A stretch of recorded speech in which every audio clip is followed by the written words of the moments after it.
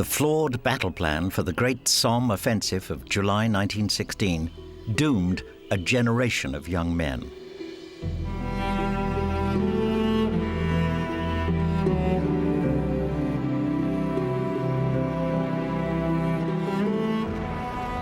The British troops who went over the top that day faced a struggle uphill in full pack against German guns that should have been silenced by an enormous artillery barrage.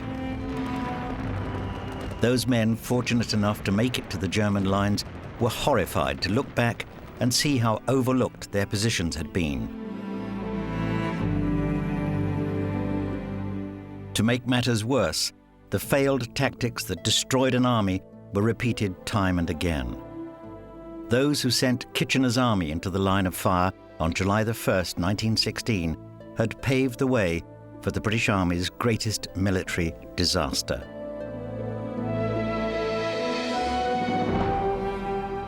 There were approximately 60,000 British casualties at the end of the first day. We're talking about 40,000 wounded in these trenches, another 20,000 dead. By the time the Battle of the Somme ended on the 24th of November, 1.2 million people had been killed or wounded on both sides.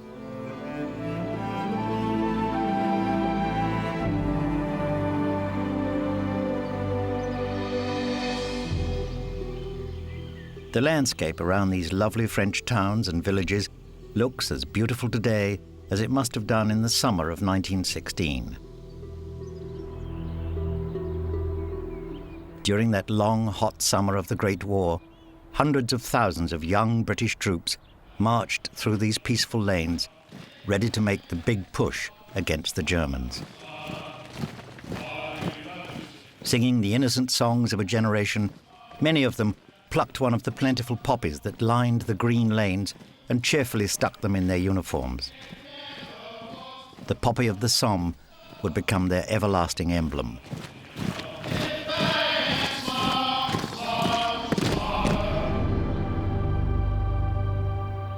Even though these momentous events took place more than 80 years ago, the scars on the French landscape are still visible today.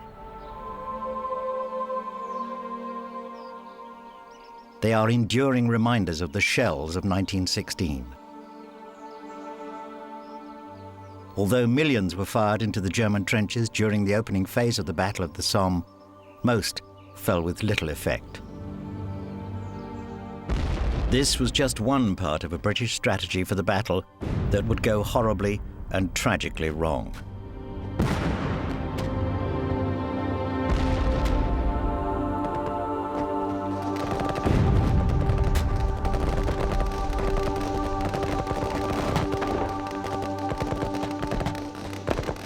As it turned out, the opening day of the Battle of the Somme was fought on the middle day of the middle year of World War I. By this time, a position of stalemate had been reached by the opposing sides, for along the whole front, from the North Sea to the Swiss frontier, little or no progress was being made, as the men of all armies dug themselves deep into trenches to defend their positions. The position on the Western Front strategically by the summer of 1916 was stalemate, trench deadlock. But the Allies had decided at the Chantilly Conference in December 1915 to advance on three fronts during 1916 to push the Russians into East Prussia, to have the Italians attack on the Isonzo and have a Franco-British attack on the Somme.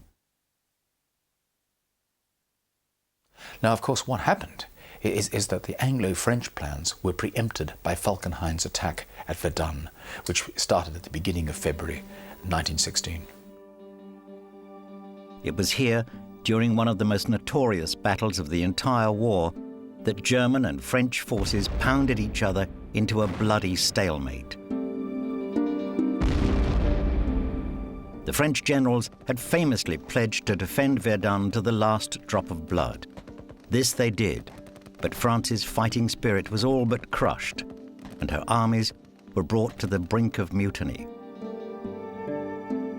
315,000 Frenchmen were killed or wounded during the battle, which also claimed 280,000 German lives. Verdun certainly earned its chilling nickname, the Mincer. During the early months of 1916, the British had at least one eye on the need to ease the pressure on the French troops fighting at Verdun.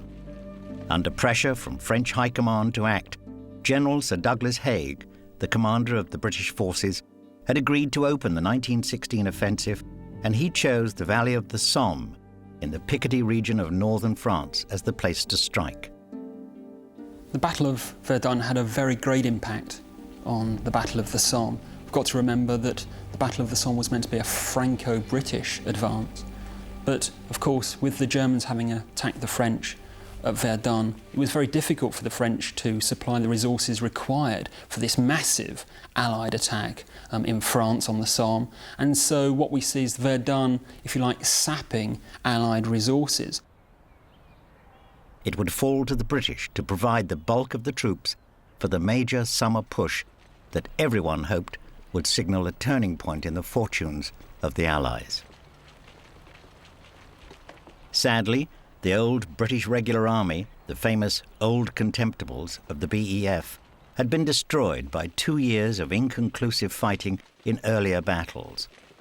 The men who marched to the Western Front in 1916 were therefore almost exclusively new volunteers. They were Kitchener's Army, named after the Minister for War, Lord Kitchener, whose vigorous recruitment campaign had attracted almost 500,000 ordinary men to the colours. These men of the new army were raw and inexperienced, but they were eager, bursting full of patriotism, ready to do their duty for king and country. Kitchener's army were raised in late 1914. There was a massive thrust of enthusiasm within England that everybody wanted to get forward, get into this major adventure that was going to happen in Europe. The menfolk of entire towns and villages had joined up, forming the famous Pals or Chums battalions, in which the whole population of an area served together in the same unit. Kitchener's army spanned the entire age range of British male society, from people in their early teens to men well beyond the age of retirement. The officer corps was largely drawn from ex-public school boys, and the ranks were filled with the working classes or those middle classes that hadn't gone to public school. They were shaped quite quickly in initial training, but really the sheer numbers of Kitchener's army meant that it was quite difficult administratively to train them, feed them, billet them, and then move them out to the Western Front. However, by May 1916, the vast majority were on the Western Front, and of course the Battle of the Somme was where they cut their fighting teeth. Before the Somme, the war was still popular, viewed by those who joined up as a magnificent interlude from the toil and hardships of everyday life, a war to be heroically fought and, of course, gloriously won. But whatever their background or rank, none of these patriotic volunteers could possibly have prepared themselves for the nightmare of violence and slaughter that awaited them.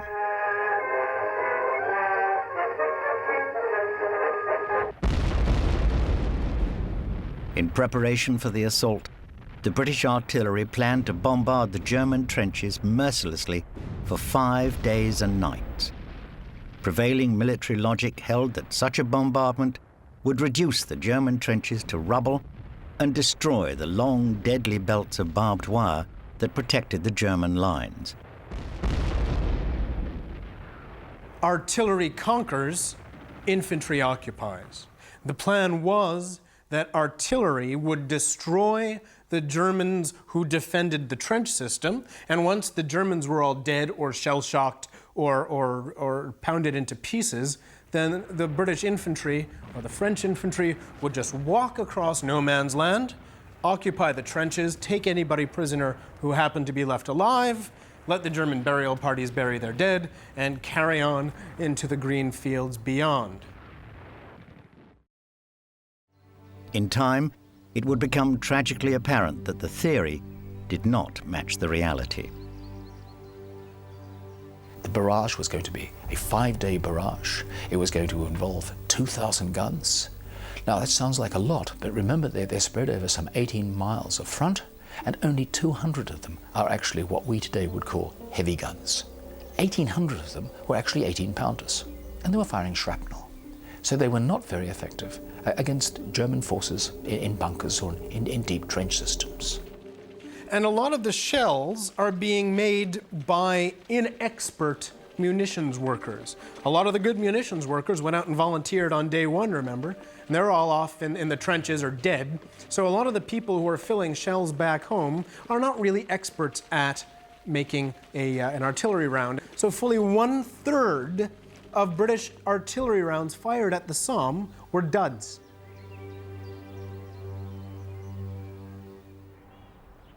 There were also some other ideas for softening up the enemy ahead of the Somme attack.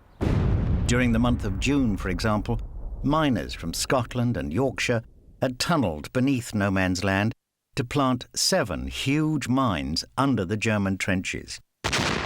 These were to be detonated before the main attack.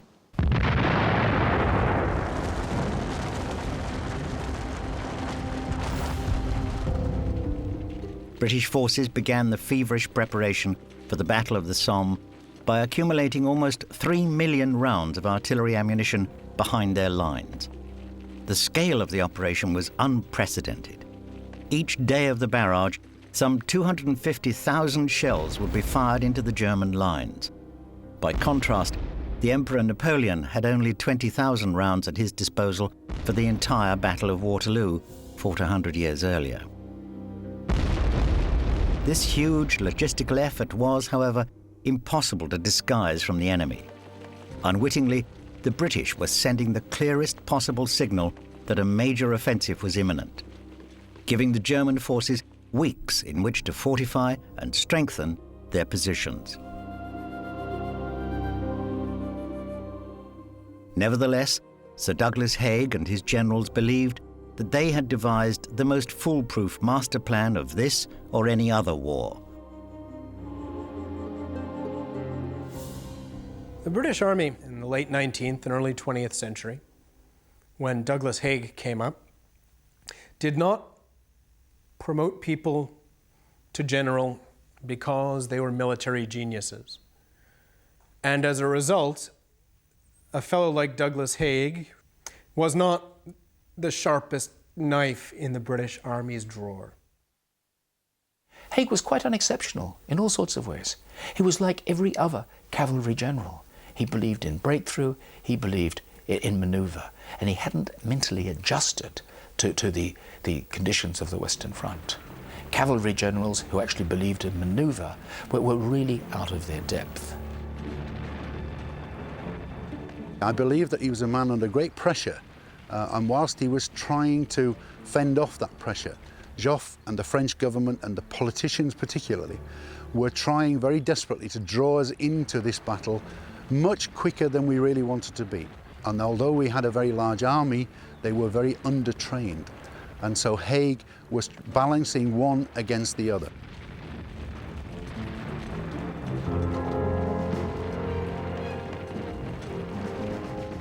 For 2 years, the bloody stalemate of trench warfare had prevailed. Now the Allies believed this great breakthrough would get their troops moving and re-establish the longed-for war of mobility.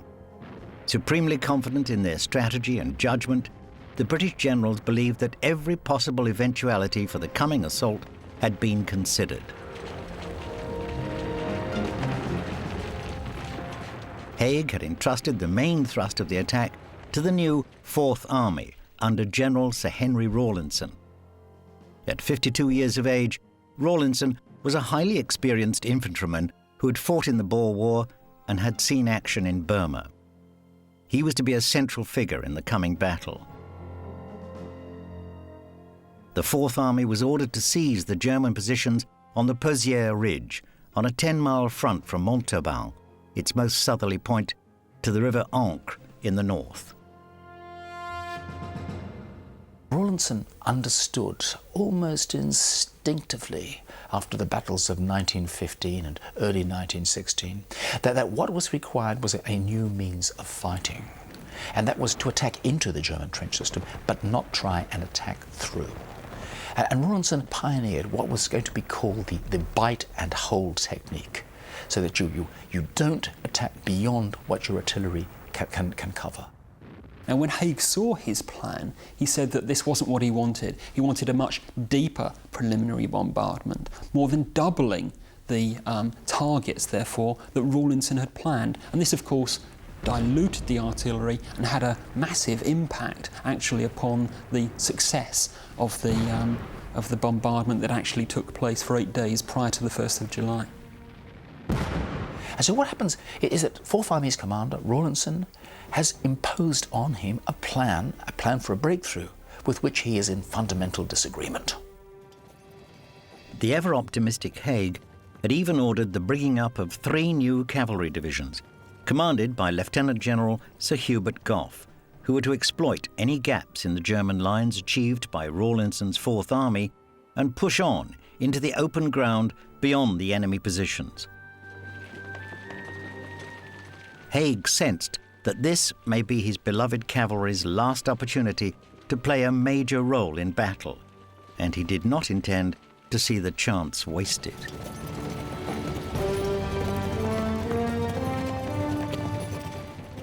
To ensure the Fourth Army had the best chance of success, Haig ordered a simultaneous diversionary attack by the Third Army at the extreme northern end of the British lines. To these men fell the task of assaulting Gommecourt, a well-defended German-held village. The plan here provided for an attack by the 46th North Midland Division to the north of the British line and the 56th London Division to the south, with the objective being to link up behind the German positions, thereby cutting off the garrison there. The assault here, therefore, had the dual responsibility of taking the salient and creating a diversion for the major attack taking place in the south. The diversionary attack at Gommecourt aimed to divert valuable German resources, especially guns and troops, away from the area that was meant to be broken through and through which the cavalry would have exploited. And right up there on the northern edge of the Somme battlefield, 2 divisions of Allenby's Third Army were meant to make as clear as possible to the Germans that they were preparing to attack. The commander of the Third Army was General Sir Edmund Allenby. He and Sir Douglas Haig cared little for each other, and Allenby was unimpressed by the battle plan. He noted with some consternation that there was to be a 1-mile gap between the Fourth Army to the south and the Third Army's diversionary attack that Allenby was certain would leave his men exposed to German fire on 3 sides. He therefore concluded that not only would the attack fail to achieve its objective, it also stood little chance of succeeding as a diversion. Allenby communicated his misgivings about the strategy to Haig, but they were simply dismissed. There were also other flaws in the British master plan. The enduring image of the battlefields of the Great War are of desolate, muddy wastelands, but in summer, other than the shell holes which pocked the countryside, the ground between the trenches was often full of verdant green grass with wild flowers.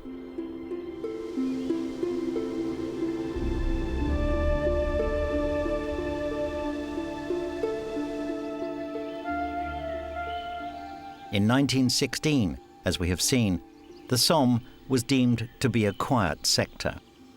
Although the distance between opposing battle lines varied, in many cases the entrenched opponents were less than 300 yards apart. At most, they were separated by about half a mile.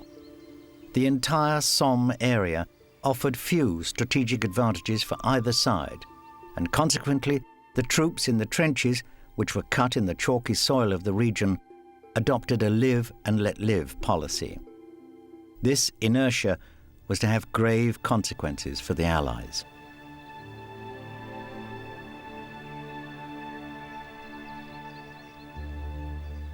The Germans had actually been in possession of the land in this Somme area since late 1914, early 1915. They'd had that period of time to consolidate their defences. Very cleverly, their military planners had looked at the geography of the ground and in most instances had chosen their defensive areas along ridges, along high points, giving their defences every advantage. The rich chalk soil allowed the Germans to dig to a depth of more than 12 feet. Moreover, they had used the relatively quiet moments to bring in concrete, which had been used to construct dugouts, some of which were 40 feet deep and fitted with electric lights and running water. The Germans knew they were going to be there for a while. The Germans were holding enemy territory. They had no reason to get out of their trenches and attack into France. So the Germans really settled into their trenches, and they moved beds in and furniture, and they had some nice paneling on the walls sometimes. They moved large stores of food and drink into their trenches, and they were much easier to supply than Allied trenches because they were better connected to the German rail network. And the Germans tried to live as best they could.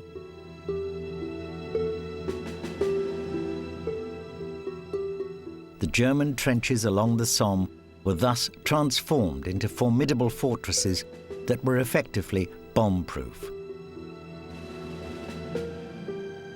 In addition to these superb defensive positions, the German lines were also peppered with concrete pillboxes and observation posts. Many still survive and can be seen today.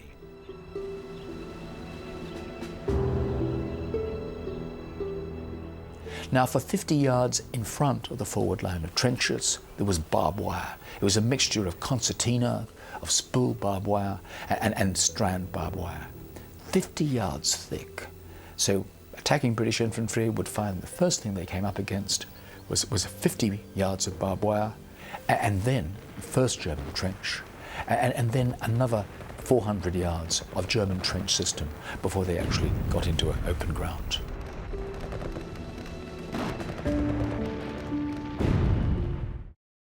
On the British side, however, no such comforts existed. High Command always believed that trench warfare was a mere pause in what would eventually become a mobile war. The Allies were supposed to be attacking. The Allies were supposed to be reconquering France, and as a result, the Allies could not admit to themselves they had to settle in for the long haul. So the Allied trenches were always far more slapdash affairs. Even though they lived in these trenches sometimes for years, it would be an admission of giving up the initiative for the Allies to build permanent trench structures.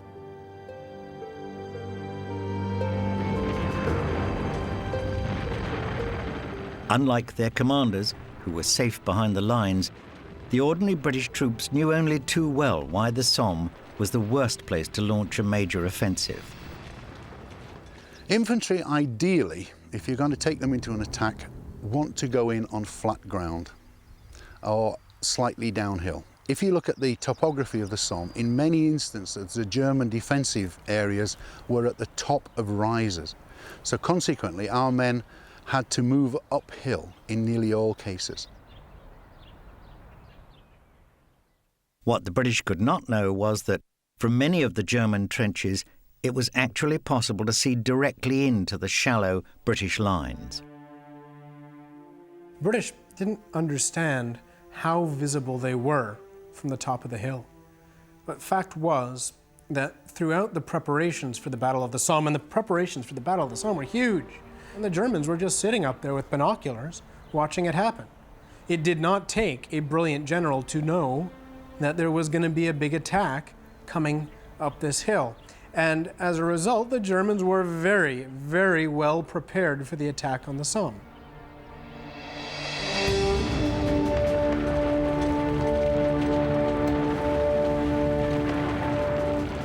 On June the 30th, as the hours ticked away until 0 hour, yet another flaw in the British plan was becoming apparent.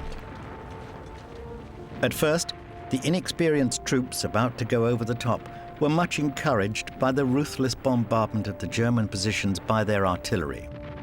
Some British soldiers even began to feel sorry for the Germans as the shells, 1.5 million of them, rained down day and night.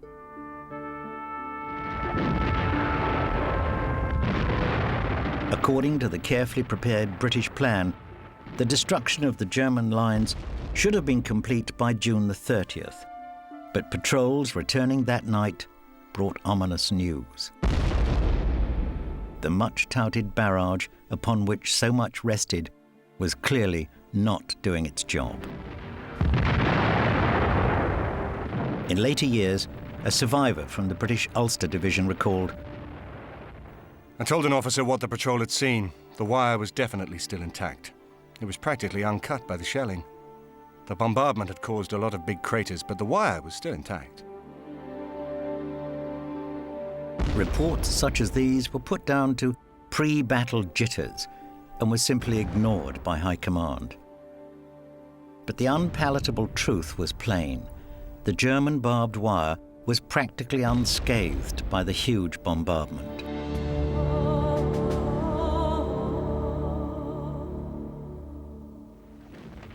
There was another element in the battle plan that would prove to be fatal for so many. It was decided that the British troops should walk and not run towards the German trenches. The British regular army was convinced that the new army, the territorial army, and other non-regular soldiers were not capable of conducting the high-level tactics that the British army had developed in the first 2 years of the war. So Rawlinson had to make sure that he only demanded of his soldiers what he thought they could deliver. And that meant that instead of advancing in rushes from cover to cover, as soldiers had in other battles, he was going to have them walk slowly towards the enemy. Now that seems really stupid to modern eyes, especially with the benefit of hindsight.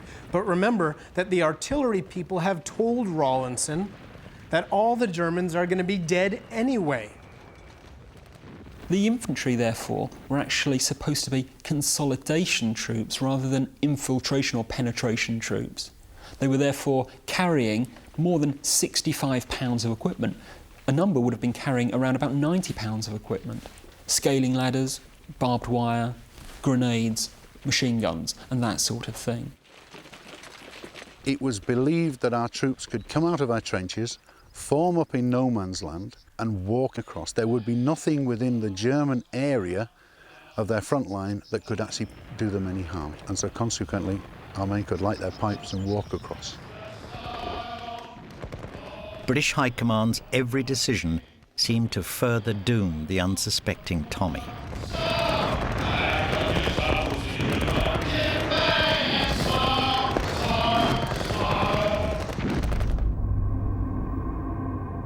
So it was that in the early hours of Saturday, July the 1st, the British trenches were lined with thousands of nervous troops in full pack, bayonets fixed, each one waiting anxiously for 0 hour at 7:30.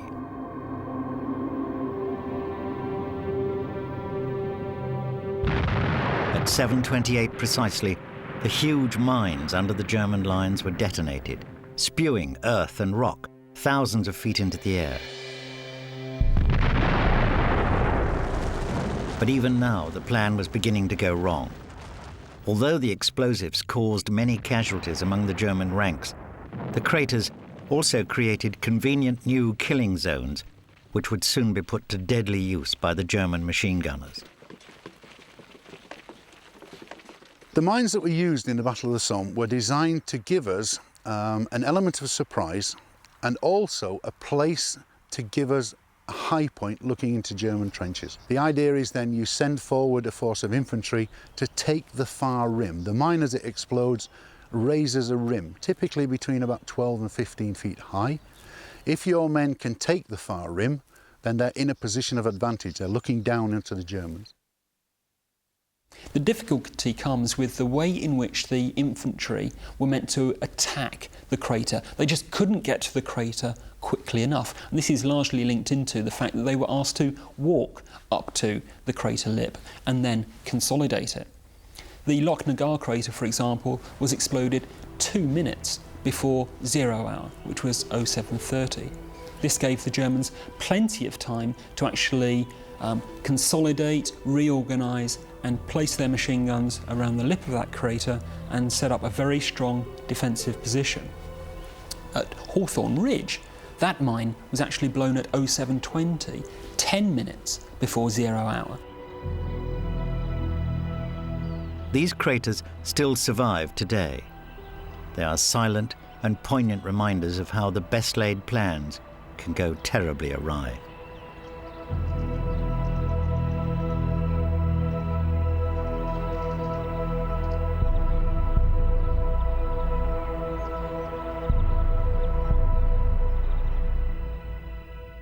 At 7:30, after a moment of eerie silence, whistles blew, and all along the 16-mile front, men climbed over their parapets, formed into lines as ordered, and began their slow march over no man's land towards the enemy.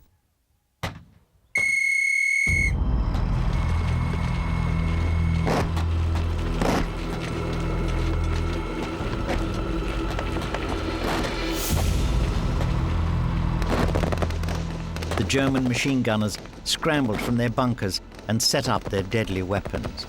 They opened fire and the carnage began. All along the line, British were cut down by a frenzied hail of German bullets.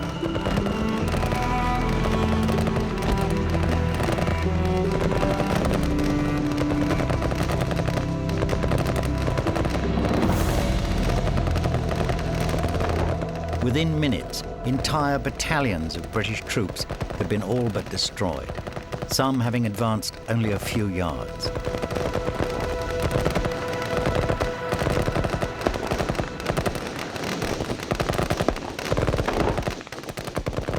This grainy shot with its dim figures struggling across the skyline is actual footage of that infamous attack. Primitive camera equipment and the great distance at which it was shot make it difficult to discern, but against the hillside, if you look closely, can be seen the tiny, ant-like figures of an army advancing to its doom. It's difficult to imagine the scenes of utter chaos and confusion among the British ranks as men were butchered without mercy in virtually every sector of the attack. Everything they'd been told to expect had not happened. Now they faced a storm of shot and shell from which it seemed no one could survive.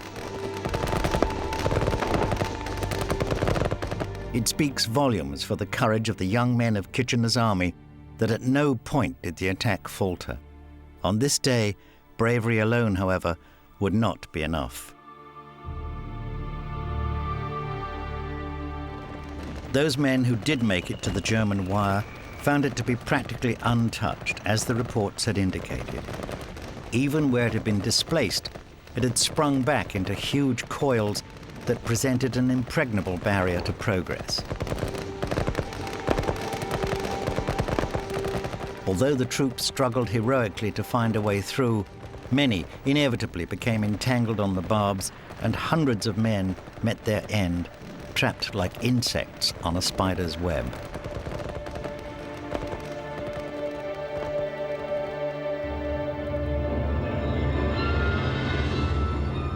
Only the courageous 36th Ulster Division, which had attacked the Schwaben Redoubt near Thiepval at the centre of the main attack, could report any real progress. The Irishmen had, in fact, performed a remarkable feat of arms, having captured the position in the face of fierce resistance and taken more than 500 prisoners. The Ulster Division achieved remarkable success on the first day of the Battle of the Somme. They achieved far greater territorial gains than any other division on that first day. And considering they actually had to attack and consolidate the Schwaben Redoubt, which was a labyrinth of bunkers and strong points filled with German troops and machine guns, it was a remarkable achievement. The Ulster Division on the morning of the 1st of July did things differently to many of the other divisions. Most of our divisional commanders and corps commanders had carried forward the orders of General Rawlinson and had instructed their men to walk across, forming up their lines, everything else. In the Ulster Division, they actually allowed their men to go well forward into no man's land whilst the barrage was still going on. And as the barrage lifted from the German front line, they were into it straight away. Didn't give the Germans time to get out and to prepare. The victory, though, had been won at huge cost, and the division's grip on the position was loosening as the Germans mounted a series of determined counterattacks. Now, once the Ulstermen get to the Schwaben Redoubt, they need to be reinforced. And there was another lot of people ready to come up behind them, and they could not get forward because the Germans were concentrating every artillery round they had to spare on bombarding the Schwaben Redoubt and on interdicting the flow of reinforcements to the Schwaben Redoubt. So the people meant to come and relieve the Ulstermen couldn't get forward. By midday, news of another success was filtering through to high command. The 30th Division, so ill-regarded by Rawlinson that he had very nearly taken it out of the line and replaced it with another division, had captured the village of Montauban, a village at the southern end of the British line.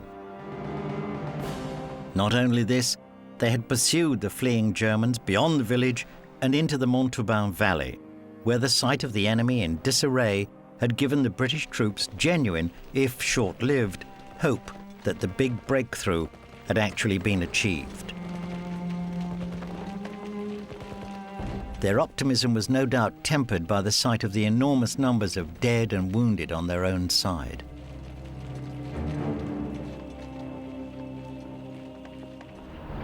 This is Montauban today.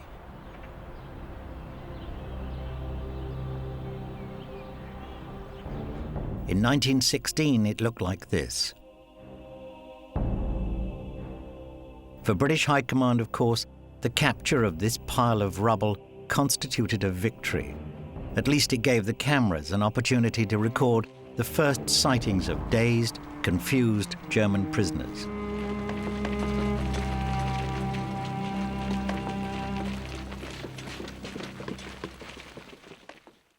At Gommecourt, where the Third Army had made its diversionary attack, the 56th London Division had achieved all its objectives, despite sustaining appalling casualties.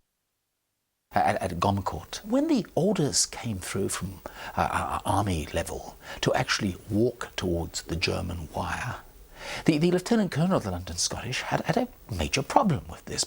And so at battalion level, he countermanded these orders. And his orders were as follows. When the barrage lifts, I want every man to run as fast as he possibly can for the German wire.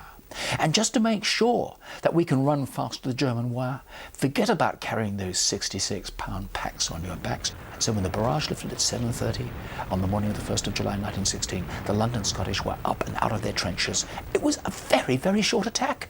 We're talking about minutes for this territorial battalion to actually storm and take the entire German defence system at Gommecourt. The 46th North Midland Division, however, had walked into the teeth of the German storm. There would be no link-up behind Gommecourt village that day. By 08:30 hours, 1 hour into the battle, it is estimated that the British and Canadian armies alone had taken 30,000 casualties.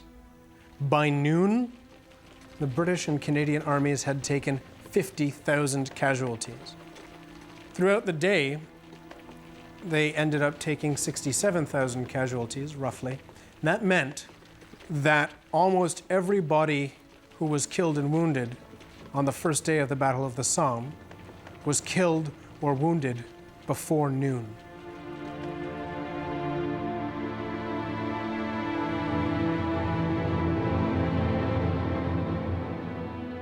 Despite the almost unremitting failures of the morning, new attacks were mounted during the afternoon.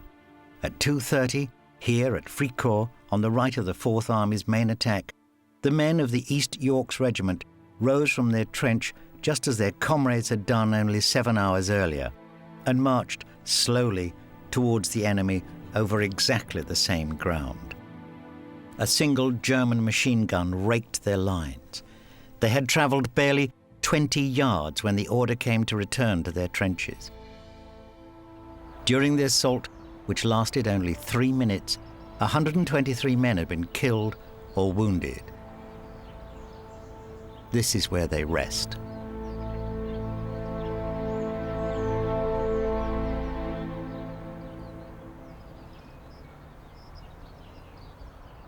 Although tragic scenes similar to this were played out all along the front during the afternoon of July the 1st, not all the British Army's efforts met with failure.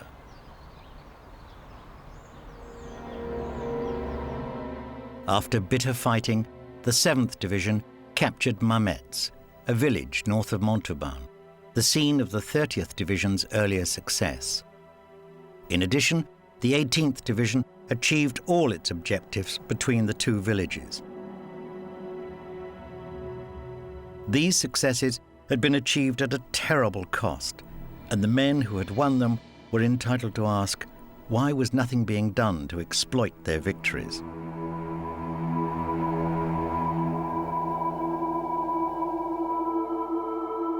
The situation on the Somme front at dusk was a mixture of movement and a lack of movement. In the areas where there was no movement at all, what we see are commanders desperately trying to get information as to what had happened on their front, trying to get the wounded back.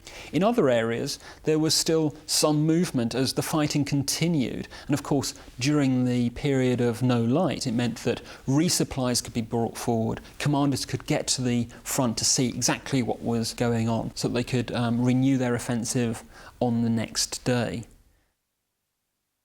It wasn't until the 3rd of July that the full enormity of what had happened on day one, on the 1st of July, began to filter through to Haig's headquarters. He actually believed in the first 48 hours that it had been a resounding success. But he then, by the 4th of July, had actually realised that the northwestern flank of the attack had made very, very little progress indeed. On the first day of the Battle of the Somme, 6 German divisions had held off 18 Allied divisions and given up approximately no territory.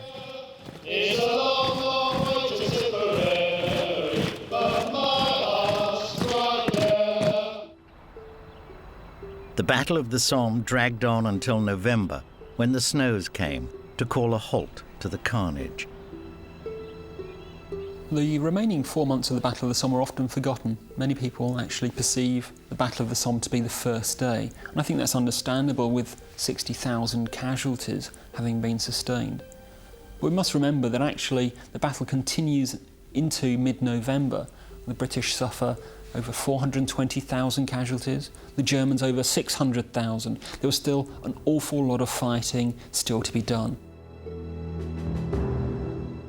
There is a famous line that the Battle of the Somme was oriented towards sacrificing thousands of British lives in an effort to move Douglas Haig's drinks cabinet closer to Berlin by 1 yard, and that's pretty much what the progress of the Battle of the Somme is all about. So what we have in the Somme is a grinding attritional struggle which becomes very, very similar to the Battle of Verdun, which incidentally is still going on to the south. And eventually the Somme battle is closed down as the weather deteriorates in November. The British were approximately 7 miles further on, although the ground, which they could now call their own, was so shattered by the fighting it was beyond use.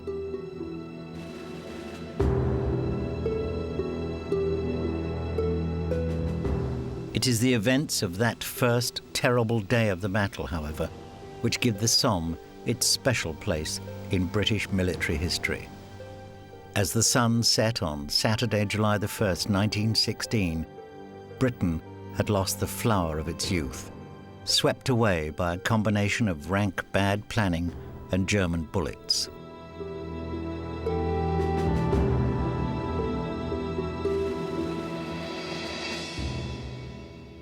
The night of the 1st to 2nd of July was absolutely indescribable. There were men screaming, the men crying for water. It was like a scene from hell along much of that front.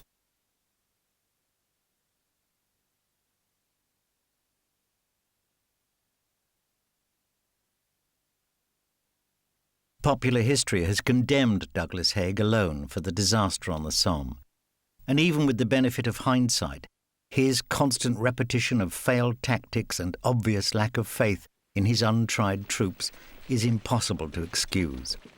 Surely, though, the blame must fall at least in part upon the other senior officers who planned the offensive. Rawlinson, in particular, was responsible for some of the attack's most disastrous aspects.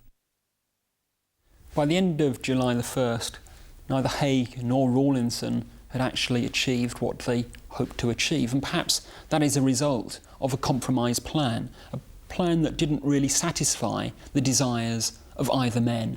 Haig didn't really get a plan backed by Rawlinson that would see a massive breakthrough. Rawlinson didn't really get the plan that he wanted, a bite and hold type operation in which slow but sure progress would be made. Nothing was expected strategically and nothing was gained strategically at the Battle of the Somme. It was a tactical battle that went on for 140 days, killed a lot of people, and produced almost no results. Ultimately, perhaps, the truth was that the general who would have fought the war differently had not been born. All of which made no difference to the men of Kitchener's army who stood in the line of fire on that fateful July morning, about to make the supreme sacrifice.